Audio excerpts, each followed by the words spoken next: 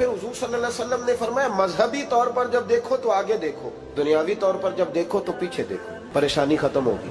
مذہبی طور پر جب دیکھو، جو 5 نمازیں پڑھتا ہے وہ تہجد پڑھنے والے کو دیکھے، اور جو تہجد پڑھتا ہے وہ اشراق چاشت پڑھنے والے کو دیکھے۔ اوپر دیکھے کہ میں نے اور نیک ہونا ہے، اور نیک، اور جب مالی معاملہ ہے تو پھر نیچے دیکھ۔ اگر تو بیٹھا ہے نا پجاروں پہ تو پھر ٹوڈی والے پہ نظر کر، اس کا کیا حال ہے۔